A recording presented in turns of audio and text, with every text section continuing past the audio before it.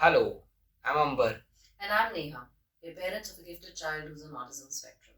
Through our YouTube channel, we want to help parents with children on the autism spectrum learn more about autism, avoid a lot of myths that are there around autism, as well as provide strategies and tips that can slightly ease the parenting journey for you. All our content is well researched, but please remember that every child is unique and there is no way that this content replaces any kind of professional medical advice or intervention. If you find this video helpful, please like it, subscribe to our channel, and further share it with parents you know whose child may be on the spectrum. Remember, you are not alone in this journey, and together we can create a brighter future for our children. So, today we are going to discuss a topic that most of us as parents or as caretakers experience quite frequently: autism meltdowns. Now, understanding autism meltdowns is a crucial step in providing effective support for our children. By recognizing the signs, understanding the triggers, and employing supportive strategies, we can help our children navigate meltdowns with greater ease and provide them with support that they need. Remember, again, that every child is unique, so it is essential to tailor these strategies to your child's specific needs.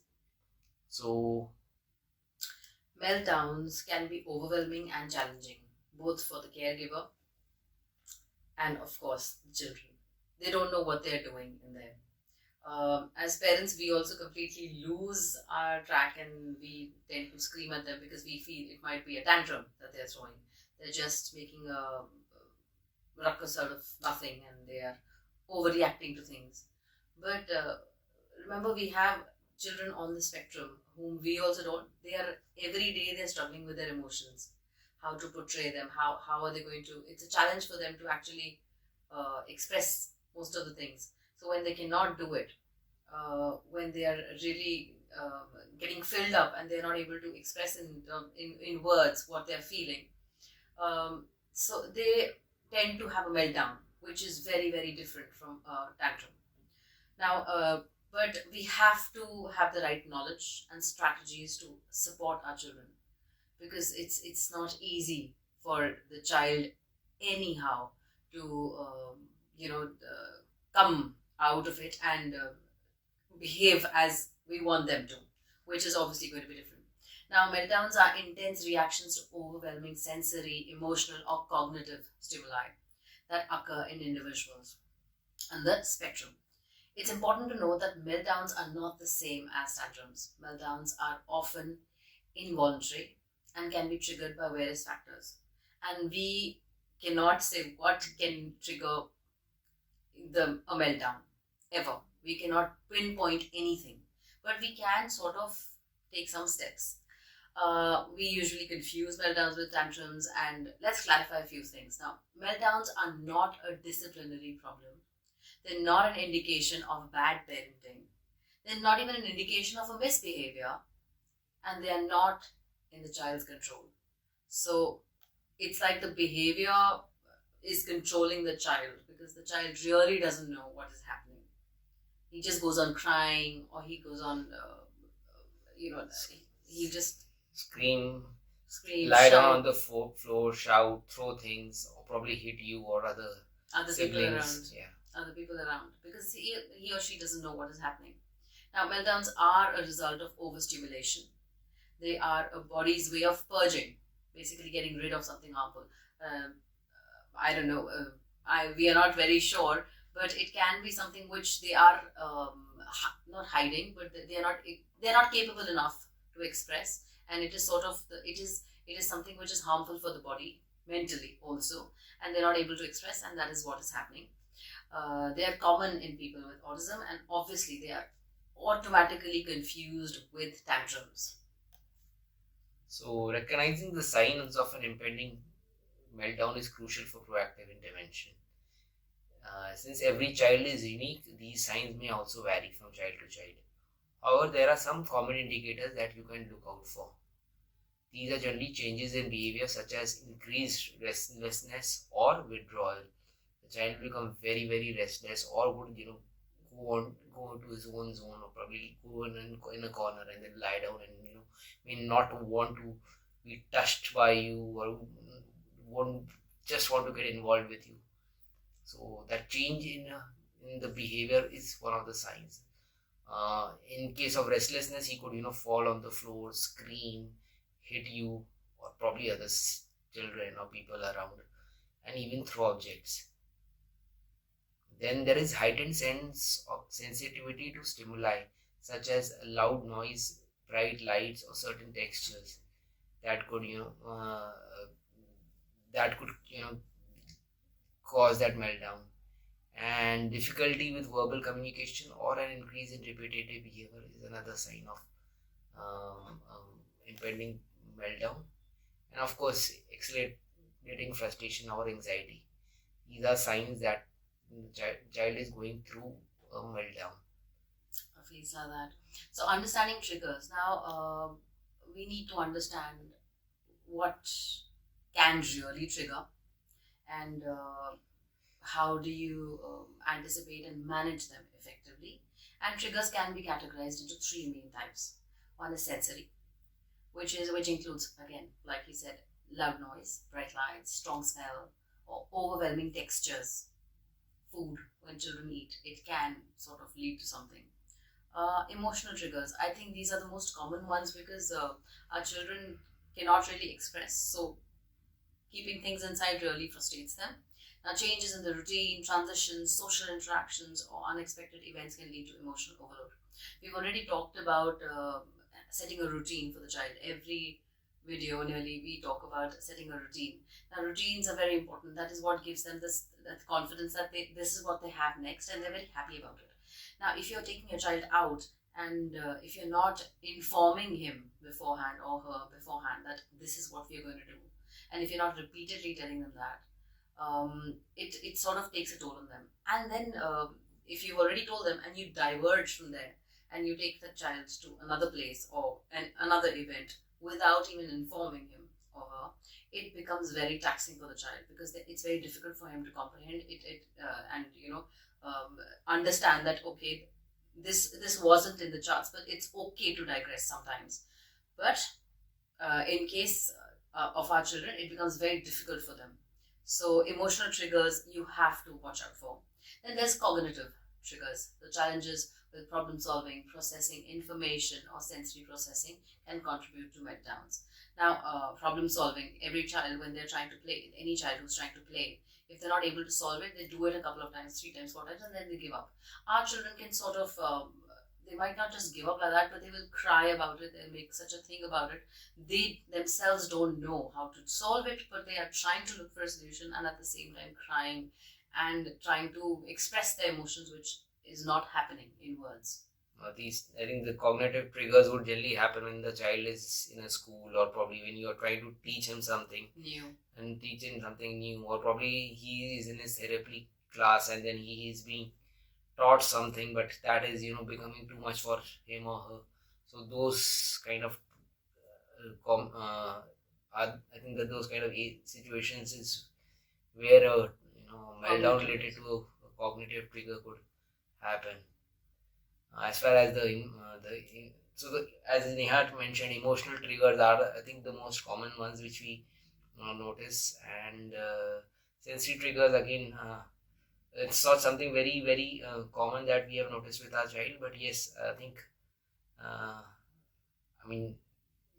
textures in food, and yes, maybe sometimes some sounds, they can sort of trigger these things. So let's explore some practical strategies you can employ to support your child during a meltdown. Right. First is to create a calming environment. Now, whenever there is there's another point which actually I had thought of adding, but now I've remembered.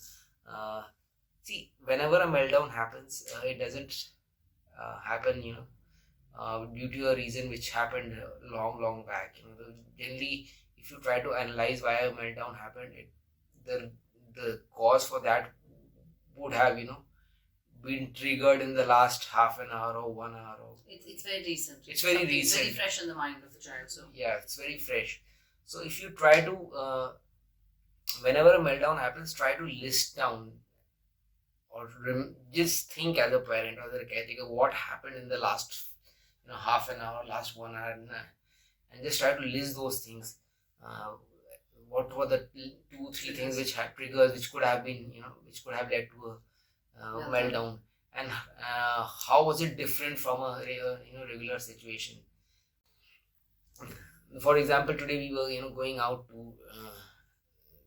out somewhere, and took my son also along, and whenever we go out on a long road, on a drive, long drive for work, and on our way back the child really expects something of his liking. It could be an ice cream, or it could be something cool, or something chocolate, or anything.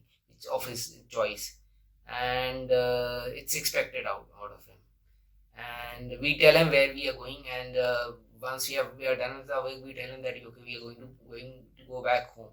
So that thing is registered in his mind, so that okay, this is where we are going, and this is where we would be going after that. So all those things are registered in his head.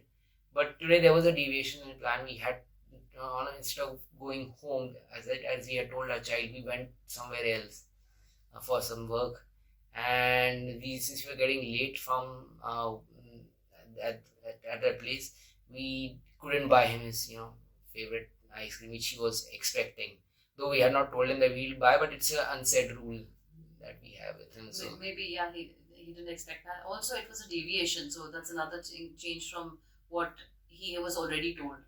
So that sort of maybe took a toll on him, and once he was home, there was a meltdown. So when we try to analyze the reasons, that we could we realized what could have probably gone wrong. So next time when we step out, we would try to make sure that we take care of these things. So anyway, whenever meltdown happens, try to create a calming environment. Provide a safe and quiet space where the child can retreat, and during those overwhelming moments, try to make sure that that space is safe. There is nothing by which the child can harm himself, or throw anybody around. Identify and remove triggers. As I told you that today we later identified what the triggers were, and next time we'll make sure that we remove those triggers. Okay. Also, you could have, if the trigger is due to some sensory issues, you could have provide coping mechanisms like noise cancelling headphones, or a weighted blanket, or a dark room. But that is mostly for a meltdown which has resulted because of sensory triggers. But even a calming environment, I think a calming environment in identifying and then providing the coping mechanisms, we can always try using the visuals, and we've not tried it, but I believe that there are videos available on YouTube of calming down the child, because they see visuals, they seek in visuals, and it sort of helps them. We haven't tried it, we can try that. Yes. Then establish predictable routines. As I told you, be consistent with the schedules, and so that the child is aware of what is going to happen, and that remove any kind of uncertainty which will be there. So if the routine is predictable, there are lesser chances of having a meltdown. Teach self-regulation techniques. Now these are like calming techniques like deep breathing. So whenever we feel that that something is building up in our child, we ask him to take deep breaths. He's learned that. He can also say his words like Om, or what you can do is provide sensory breaks, giving them a squeeze ball or slime to play with. So that could also calm them down. All right. So you should also practice emotional validation. So you must understand that the child is going through something. It must be painful for him. We are not able to understand. When we have an emotional breakdown, it's painful for us. We cry. The child might be crying out loud, and the only thing is he's not able to express it. So you must understand and be understanding, not lose your cool. We all do lose our cool, because after all, we all are human beings. So yes, we do lose it. So when you should also seek professional support. Reach out to the therapists, support groups, or autism specialists who can provide additional guidance and resources. Now, when you seek support, and when you go to a professional, you should define the meltdowns and the nature of it. How many times does it happen? What leads to it? The triggers, the intensity, how many times, frequency. that he's falling on the floor or screaming or hitting other children or throwing objects.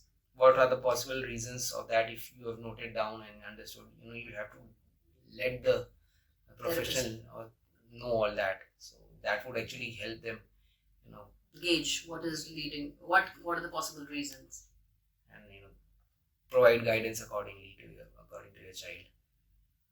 So we hope you found this video helpful, and to give it a like, and thank you so much. Thank you.